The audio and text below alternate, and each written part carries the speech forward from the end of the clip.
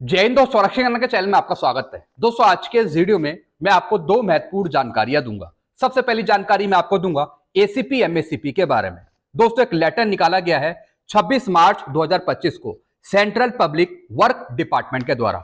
इन्होंने बताया है कि किस कंडीशन पर कर्मचारी को एसीपी एमएससीपी नहीं दी जा सकती। तो एक लेटर है, ऑफिस मेमोरेंडम है, जो मैं आपको आगे समझाऊंगा।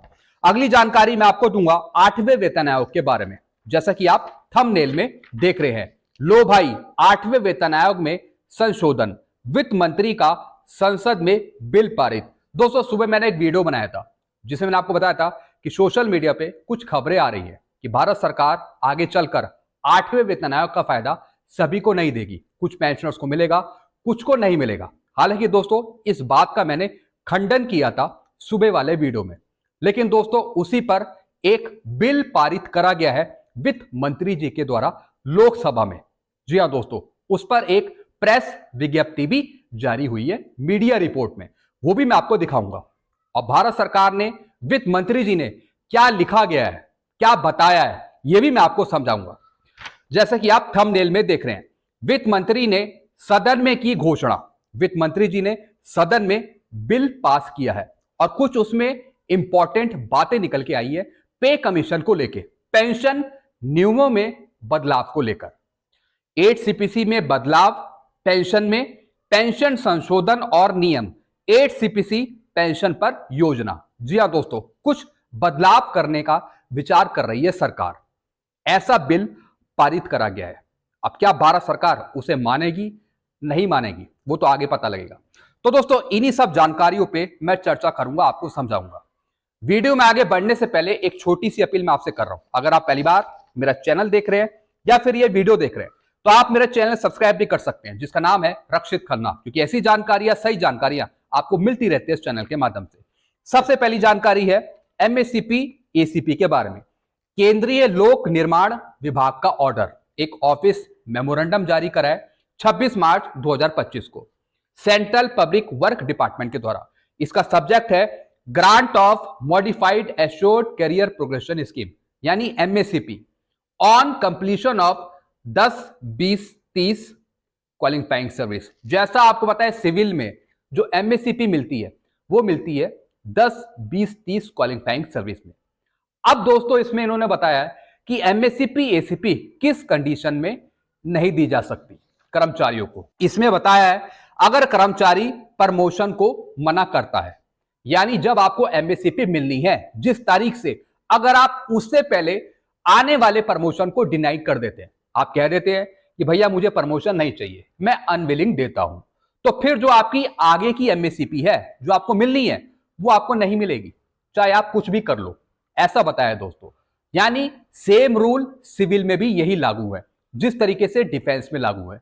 डिफेंस में एमएससीपी मिलती है 8, 16, 24 और 1/1/2006 से लागू है, लेकिन सिविल में यह लागू है 1/9/2008 से और 10, 20, 30 क्वालिफाइंग सर्विस में।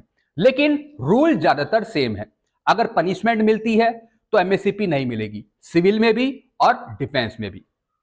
अगर कुछ और एंट्री मार्क है पनिशमेंट की तब भी आपको एमएससीपी नहीं मिलेगी, चाहे सिविल हो चाहे फिर वो डिफेंस हो। अगर आप प्रमोशन को डिनाई कर देते हैं, अगर आप प्रमोशन नहीं लेते तब भी आपको एमएससीपी नहीं मिलेगी, जैसे कि इस लेटर में बताया। अगर आप सिविल में जॉब करते थे या फिर वहां से रिटायर हुए, उसमें भी यही रूल है। अगर आप डिफेंस से रिटायर हुए, डिफेंस में आप जॉब करते थे, उसमें भी सेम रूल है। तो अगर आप प्रमोशन को रिफ्यूज करते हैं, प्रमोशन आप नहीं लेते, तो जो आपकी आगे की एमएससीपी है वो रुक जाती है। हाँ, अगर आपको एमएससीपी मिल चुकी है, अगर उसके बाद आप डिनाई कर रहे हैं, उसके बाद आप अनविलिंग देते हैं, तो फिर दोस्तों उसको कोई नकार नहीं सकता, फिर तो आपने एमएससीपी ले ली रूल्स के अंतर्गत। तो साफ इसमें दोस्तों बता दिया इसी लेटर में कि अगर आप प्रमोशन को मना करते हैं, डिनाई करते हैं, तो एमएससीपी मिलने की तारीख से पहले तब आपको एमएससीपी नहीं मिलेगी 10, 20, 30 क्वालिफाइंग सर्विस में। यही नियम डिफेंस के कर्मचारी और पेंशनर्स पर लागू है। तो दोस्तों ये लेटर मैंने आपको समझाया, पूरा एक निचोड़ मैंने आपको समझा दिया पूरे लेटर का कि मतलब क्या है इसका। चलते हैं दोस्तों अगली जानकारी की तरफ। अगली जानकारी है बहुत ही महत्वपूर्ण, 8वें वेतन आयोग को लेकर। अब सवाल आता है, क्या सरकार सभी को 8वें वेतन आयोग का फायदा देगी? सरकार की क्या मंशा है, वो क्या प्लानिंग कर रही है 8CP देने से पहले। जी हां दोस्तों, अब दोस्तों एक खबर आ रही है मेरे पास, बल्कि दोस्तों ये बिल्कुल रियल खबर है, झूठी खबर नहीं है। क्योंकि दोस्तों पीआईबी ने कार्मिक लोक शिकायत एंड पेंशन मंत्रालय की तरफ से एक ऑर्डर पास किया गया है, एक बिल पास किया गया है, जिसका जिक्र वित्त मंत्रालय ने किया है, और वो भी दोस्तों लोकसभा में। यानी केंद्रीय सिविल सेवा पेंशन नियमों और भारत की संचित निधि से पेंशन देनदारियों पर व्यय के सिद्धांतों के वैधकरण से संबंधित विधेयक कल वित्त विधेयक 2025 के हिस्से के रूप में लोकसभा में पारित करा गया।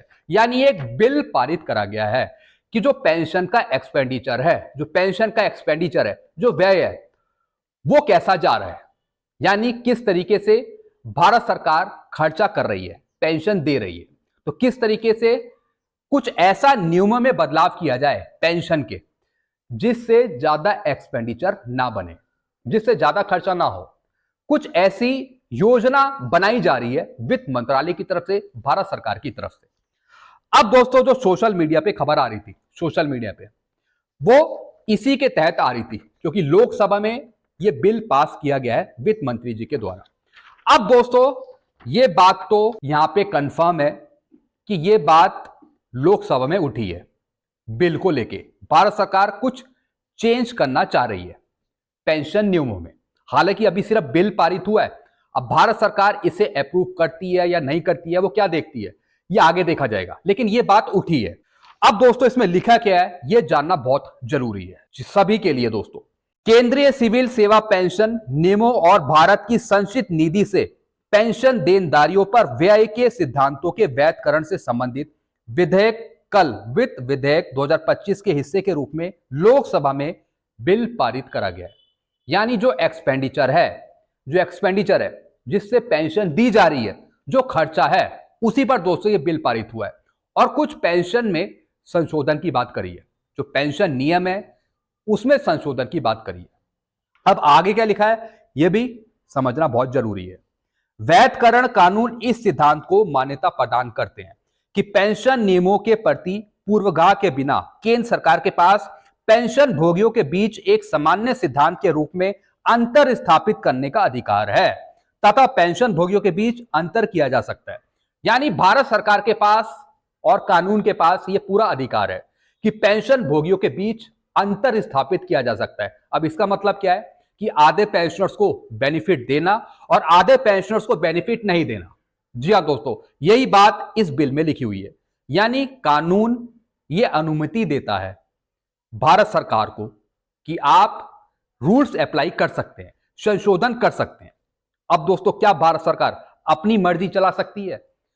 दोस्तों भारत सरकार कुछ भी कर सकती है। वो चाहे तो आधे पेंशनर्स को बेनिफिट दे सकती है, और अगर वो चाहे तो आधे पेंशनर्स को बेनिफिट नहीं दे सकती। लेकिन दोस्तों मैंने आपको सुबह ही बता दिया था कि ऐसा नहीं होना चाहिए।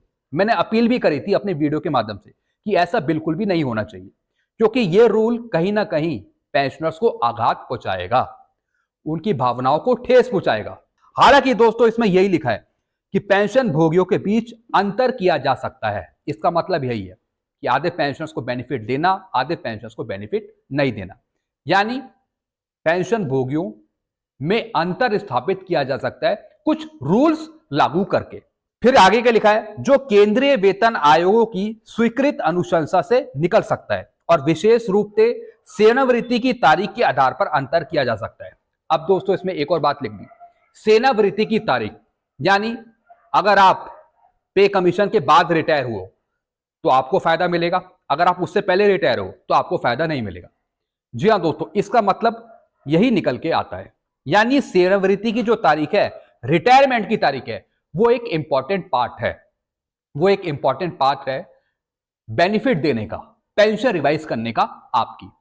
जैसे कि दोस्तों ओआरओपी में कट ऑफ डेट लगाई, जैसे कि 1 जुलाई 2014 के जो बाद आए हैं उनको ओआरओपी का फायदा नहीं मिला, जैसे कि पीएमआर 1 जुलाई 14 तक जो उससे पहले के थे उनको फायदा दिया गया। जैसे कि एक्स ग्रुप की विसंगति 2016 के बाद जो आए हैं उनको कुछ और, 2016 से पहले जो आए हैं उनको कुछ और। जी हां दोस्तों, तो भारत सरकार अंतर स्थापित करने की बात कह रही है यहां पे, यानी डिफरेंस, यानी आधे पेंशनर्स को फायदा दिया जाए और आधे पेंशनर्स को फायदा ना दिया जाए। जी हां दोस्तों, ऐसा यहां पर ये बता रहे हैं। तो दोस्तों ये सब सीसीएस पेंशन रूल के अंतर्गत इन्होंने बताया कि ऐसा प्रावधान है कानून के अंतर्गत, ऐसा भारत सरकार कर सकती है। हालांकि अभी कोई फाइनल डिसीजन नहीं लिया भारत सरकार ने, लेकिन बिल पास करके अपनी इच्छा जाहिर कर दी कि ऐसा होने की संभावना है। ऐसा भारत सरकार कर सकती है, अंतर स्थापित कर सकती है पेंशनर्स को बीच में, पेंशनर्स के बीच में, कि आधे पेंशनर्स को फायदा दिया जाए और आधे पेंशनर्स को नहीं दिया जाए। तो क्या 8वां वेतन आयोग का फायदा आधे पेंशनर्स को मिलेगा या नहीं मिलेगा? मैं तो इसके सख्त खिलाफ हूं, जैसे कि मैंने सुबह वाले वीडियो में आपको बताया था। लेकिन दोस्तों इससे पहले राज्यसभा में एक सवाल पूछा गया था 8 सीपीसी को लेकर, जिसमें वित्त राज्य मंत्री पंकज चौधरी जी ने कहा था कि बेनिफिट मिलेगा 8 सीपीसी का 36.57 लाख और 33.91 लाख पेंशनर्स को, फैमिली पेंशनर्स को और एम्प्लॉय को, और साथ ही साथ डिफेंस पेंशनर्स को और डिफेंस पर्सनल को। इन्होंने साफ कह दिया था कि बेनिफिट मिलेगा। तो दोस्तों फिर रूल में चेंज करने की बात क्यों सामने आ रही है वित्त मंत्री जी के द्वारा? भारत सरकार ऐसा क्यों सोच रही है? क्योंकि दोस्तों एक चीज मैंने समझ ली कि भारत सरकार कुछ ना कुछ काटने के चक्कर में है, वो कम देने के चक्कर में है। ऐसा ना हो कि 8वां वेतन आयोग आपको मिले, लेकिन भारत सरकार की जेब के अनुसार जैसा वो देना चाह रही है, ऐसा दोस्तों बिल्कुल भी नहीं होना चाहिए। अब दोस्तों जो ये प्रेस रिपोर्ट जारी करी गई है, ये देखने से हमें डर लगता है। अब दोस्तों ये बात उठी कहां से? वित्त मंत्री जी ने एक रिपोर्ट प्रस्तुत करी लोकसभा में। वित्त मंत्री ने सदन में 6 सीपीसी की विशेषज्ञ समिति की रिपोर्ट का हवाला देते हुए सीसीएस पेंशन रूल को बदलने का संशोधन बिल पारित किया है, जैसा मैंने आपको बताया। अब दोस्तों जो भी बात इन्होंने लोकसभा में रखी, अब इससे सरकारी मंशा का पता लगता है कि सरकार क्या सोचती है। यह सरकार की मंशा को दर्शाता है कि 2026 से पहले आए पेंशन भोगियों को 8 सीपीसी से बाहर रखा जाए। आगे आने वाला समय ही बताएगा कि 8 सीपीसी की रिपोर्ट कैसे तैयार की जाती है और उसे कैसे लागू किया जाता है और किस किस को 8 सीपीसी का फायदा दिया जाता है। दोस्तों ये आगे आने वाला टाइम ही बताएगा, क्योंकि अभी 8 सीपीसी की सिफारिशें लागू नहीं हुई, ना ही अभी अध्यक्षों की नियुक्ति हुई है और ना ही अभी तक पे कमीशन बैठा है। अब दोस्तों पे कमीशन एक सही रिपोर्ट बना के दे भारत सरकार को और उसमें लिखे कि 8 सीपीसी का फायदा सभी पेंशनर्स को और फैमिली पेंशनर्स को दिया जाए, चाहे वो सिविलियन हो या फिर डिफेंस पेंशनर्स हो। अब भारत सरकार उसमें क्या काट छाट करती है, क्या उसे चेंज करती है, वो देखने वाली बात होगी। तो दोस्तों ये चीजें मैंने आपको समझाई।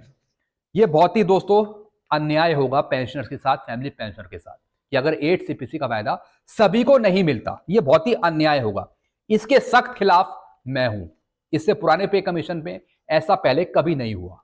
तो क्या भारत सरकार ऐसा करने की सोच रही है? जैसा कि भारत सरकार ने अपना कुछ इरादा दिखाया है वित्त मंत्री जी ने, आप ये खुद समझ सकते हैं, पढ़ सकते हैं। जो मैंने चीजें समझी हैं इसमें, बिल्कुल दोस्तों वो उसी बारे में है कि आधे लोगों को फायदा दिया जाए, आधे पेंशनर्स को ना दिया जाए। यानी जो पेंशनर्स हैं उनके बीच में गैप उत्पन्न किया जाए, यानी अंतर स्थापित किया जाए। इसका मतलब यही है कि जो रूल्स हैं पेंशन के, वो इस तरीके से चेंज किए जाए जिसमें आधों को फायदा मिले और आधों को ना मिले। कुछ चेंज किए जाए रूल्स, जैसा कि इसमें लिखा हुआ है। तो ऐसा बिल्कुल भी नहीं होना चाहिए। तो दोस्तों आप भी नीचे कमेंट करिए कि भारत सरकार की क्या मंशा है, वो क्या सोच रही है, आप जरूर कमेंट करिए। तो बस यही जानकारियां दोस्तों मैं लेके आया था। वीडियो आपको अच्छा लगता है वीडियो को लाइक कर सकते हैं और चैनल को आप सब्सक्राइब करना मत भूलेगा, क्योंकि ऐसी जानकारियां अक्सर आपको मिलती रहती है इस चैनल के माध्यम से। Thank you so much.